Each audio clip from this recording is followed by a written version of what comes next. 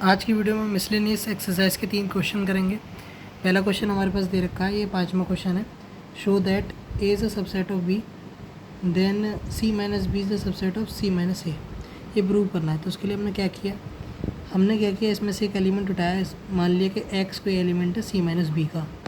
तो सी minus B का क्या मतलब होता है, उन एलिमेंट्स का कलेक्शन जो सी में तो हूँ और बी में ना हूँ। तो इसका मतलब अगर एक्स सी माइनस बी से बिलोंग करता है तो या तो मतलब एक्स सी से बिलोंग करता होगा लेकिन बी से नहीं बिलोंग करता होगा। चूँकि यहाँ पे दे रखा है हमारे पास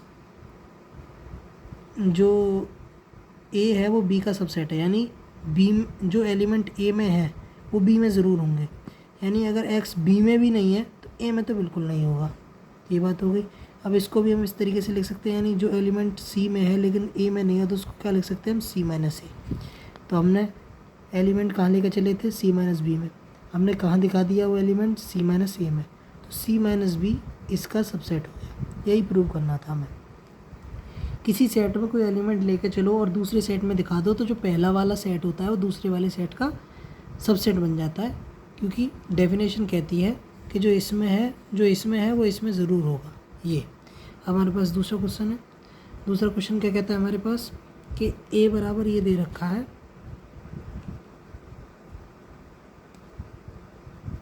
तो ये दो सेट हैं तो ये प्रूव करना है हमें। तो हम इसको लेके चलेंगे क्योंकि इससे प्रूव करना तो मुश्किल है, इसे लेके चलेंगे। अब हम इसको क्या लिख सकते हैं, ए माइनस बी की जगह लिख सकते हैं A intersection B dash.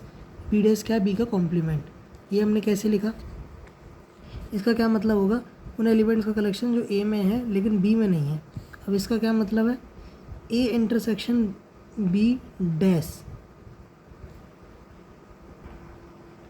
A intersection B dash. B dash का मतलब तो बताइए आपको, कॉम्प्लीमेंट है। ए माइनस बी का भी मतलब आपको पता है।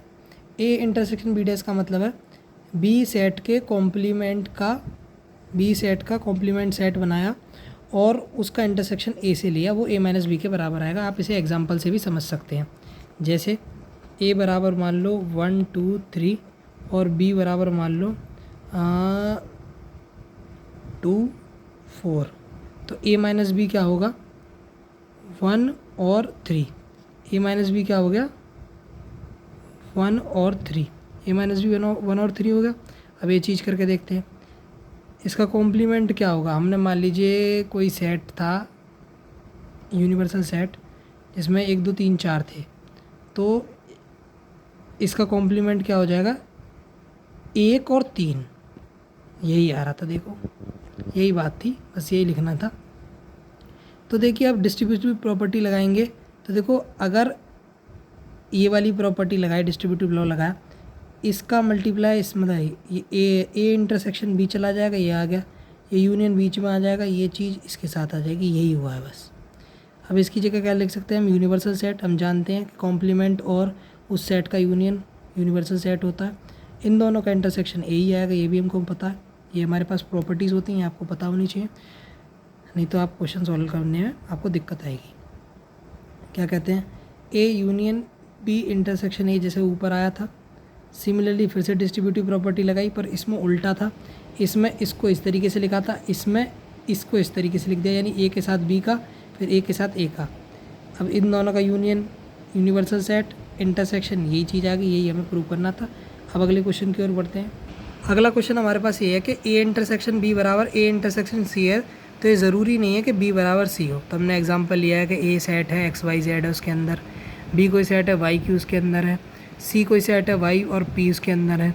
तो ए इंटरसेक्शन बी निकाला, यानी वाई कॉमन आ रहा है इन दोनों में वाई कॉमन आ रहा है। ऐसे इन दोनों का इंटरसेक्शन लगाया तो इन दोनों में भी वाई कॉमन आ रहा है। तो ये दोनों सेट बराबर हो गए, जैसा कि हमारे पास दे रखा था कि अगर ये दोनों बराबर है। अब देखा जाए तो देखो वाई क्यू था, इसमें वाई पी था, तो ये दोनों चीज़ बराबर आ गए, लेकिन दोनों सेट बराबर नहीं है। यही हमें प्रूव करना था। मिलते हैं आपसे अगली वीडियो में। ये हमारा चैप्टर यहाँ पर ख़त्म हो गया है। मिलते हैं आपसे अगले नए चैप्टर के साथ। अगर कोई डाउट हो, अगर कोई क्वेश्चन हो तो आप मुझे कमेंट बॉक्स में बता सकते हैं।